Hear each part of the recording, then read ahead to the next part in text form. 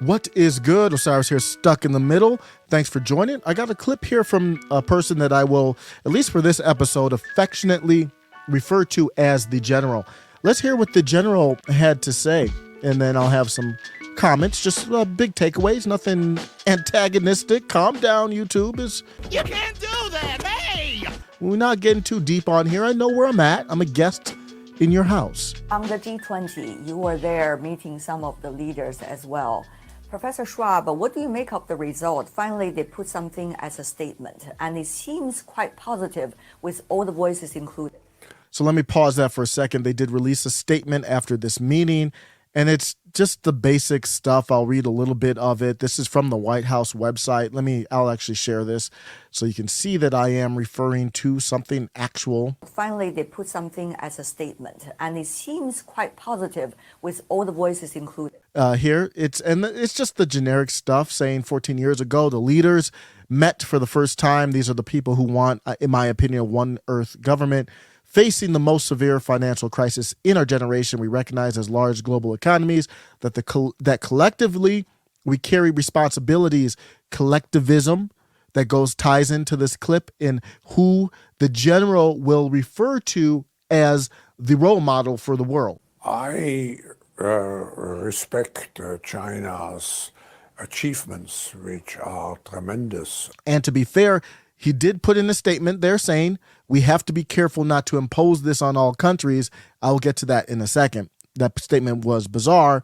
But to tackle these challenges on a global level and lay a foundation for strong, sustainable, balanced, and inclusive, you see the word sustainable, inclusive growth. We designated this situation the G to the 20, the premier forum for global economic cooperation, all collective idea, all one earth ideas. And today we reaffirm our commitment to cooperate as we once again address serious economic challenges. So it's just all that type of, and I could do a breakdown of it, but it's the standard generic basic stuff that's, when you sum it all up, it's like one earth government is really all it is. So that's the statement she's referring to here when she says statement. They're meeting some of the leaders as well. Professor Schwab, what do you make of the result? Finally, they put something as a statement, and it seems quite positive with all the voices included. I think it's positive. No, keep the context here. This is CG, pause, TN. This is the same network that did the critical race theory video that I've shown that was basically Chinese owned. This is CCP owned TV. This is government TV, state propaganda TV. And anything that she's saying represents the Chinese government's opinion. So if she says that, it's basically as good as it coming out of Xi's mouth himself. It's already positive through the fact that everybody agreed about the statement, which we haven't had the last years. Now, so you can't have a one earth government without centralizing power. That is going to be my takeaway after I play this short clip. Centralizing power so you have fewer people that have to agree. The base has been formed, but we have to go one step further. We have to have a strategic mood. We have to construct the world of tomorrow. It's a systemic transformation of the world. So we have to define. I didn't say any of that. He did. So I don't know what happens with this video and situation, but I'm going to save it to show. I didn't say any of that. I'm not even really, he said that. How the world should look like, which we want to come out of this transformation period. I respect China's. So this is the part. This is the part that sparked it for me. This part here where he says so he's talking about collectivism, getting everyone together, who he respects, who the General respects matters a lot. Who do you respect, sir? Period. I respect China's achievements, which are tremendous over the last over 40 years. I think it's a role model for many countries. Obviously, he has to say that. He's on with CG pause TN. You can't say anything else. That would be a world controversy. But I think also we should leave it to each country to make its own decision what system it wants to adopt. And I think we should be very careful in imposing systems. But the Chinese model is So he said we need to be careful about imposing systems on other countries. Let me ask you this. What would you think if I said, I have to be careful about imposing rules in your house, in your apartment? How would you look at me? You would say, what are you talking about? You don't even live here. You skipped a step, bruh. What did you say now? That's how powerful this is. He said they have to be careful not to impose a system to a country that doesn't want it potentially, or where it doesn't fit. How would you do that? How would you impose something?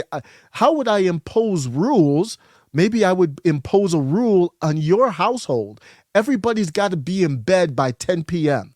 You would be like, that is some crazy form of authoritarianism to say that, oh no, I'm nice, I'm benevolent, so I have to be careful about my power so I don't impose it on your household. That's what he just said.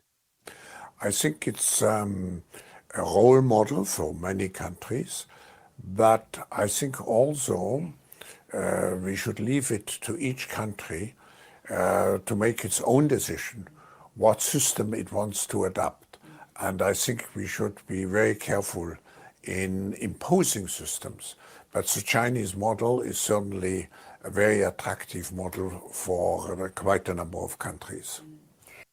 That's the clip there. I'm going to end with this. Libertarians have the answer to a lot, and I know it's frustrating to them because I believe they have the answers to a lot, but nobody listens. I break down libertarianism very simple to me. It's peace, so that means no war. You defend your strong defense, but no aggression. Peace, it's like knowing karate. It doesn't mean you go around using karate on people. You use it when you need to. Peace, the opportunity for prosperity. That's really what our country is supposed to be founded on. It's not guaranteed that you're prosperous, but you have the opportunity. And branched off of that prosperity is decentralization. As much as possible, some things have to be centralized. You're not going to live in a community where everybody knows all the details. You're going to still have people that represent you in some sort of government politics. It's not possible to have the wild, wild west. That's just not, I don't see how that could happen. People would click together, pick leaders. That's how lions operate in the wild. You have a leader of the pride. The one I want to talk about is decentralization. That's why I think there's problems with Kari Lake in Arizona. There's problems with Blake Masters, Arizona. They had problems with Mark Finchem in Arizona. Why? Because those people can bring forth the idea of decentralization. When Kari Lake says, when Kari Lake says, I'm going to handle the border issue if the federal government doesn't, that is a form of decentralization. What she's saying is, I'm taking the power back. I seen Greg Abbott try to, I don't know what's happening now, but it looked like he was trying to copy that. So I think the world is looking at the America and these politicians that try to uphold the Constitution and federalism, because the more decentralization you have, the harder it is to control people. And bringing it down to the micro level, Maricopa County in Arizona, we're back there again, still having problems, still having issues. The problem there is because that county has too much power. Over half the votes are in one county. That county should be like 5 different counties, and that would be a wrap. I know that's not easy to get done. I don't even know the exact process in Arizona to break up the county. But my point is, that's an example, even at that small level, how power. So imagine what they're looking at one earth. Maricopa County itself, just a county in Arizona, has so much power that they rule basically the whole process of picking officials. The lesson today, is decentralization. Thanks for checking out the channel. You can visit middlemaga.com. I got gear. I got coffee mugs. This is the mega. This is the most popular gear I've ever made. The Mega Maga. Man, that's not like I've got ones of people who have ordered them. So, but please be the second one. Red hat. There's also just Mega Man, different colors. It's perfect time for Christmas. I'm not going to sing again, but have yourself a merry MAGA Christmas. Get your grift game right. It's right in time for Christmas. Take care.